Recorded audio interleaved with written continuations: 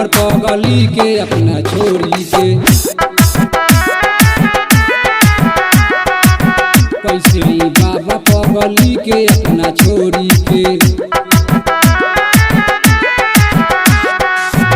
भाड़ा भाके ओकर रख देलस गोर तोरी के। भाड़ा भाके ओकर रख देलस गोर तोरी के। कैसे आई बाबा पगली के अपना छोरी के। कैसे आई बाबा पगली के अपना छोरी के।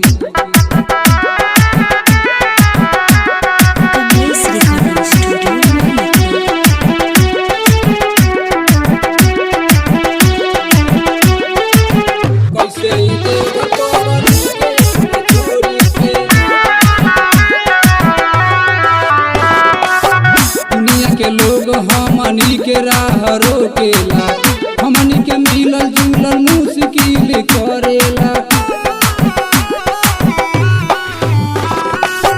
दुनिया के लोग हमनी के राह रोकेला, हमनी के मिलल जुलल मुश्किल करेला। कृपा करी नीलकंठ अपने ओरी से। कृपा करी नीलकंठ अपने ओरी से। कैसे आई देवघर पगली के अपना छोरी के।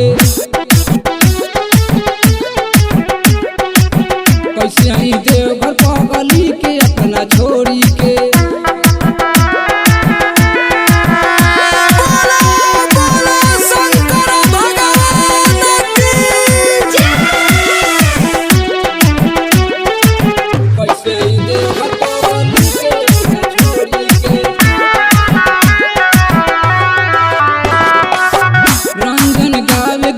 रोई रोई कहेला सुरेंद्र जी के साथ काहे ऐसे होखेला। रंजन गावे गीतिया रोई रोई कहेला सुरेंद्र जी के साथ काहे ऐसे होखेला। कृपा करी महादेव हमारा पथोरी से। कृपा करी महादेव हमारा पथोरी से। कैसे आई देवघर पगली के अपने छोरी के। कैसे आई देवघर पगली के अपना छोरी के।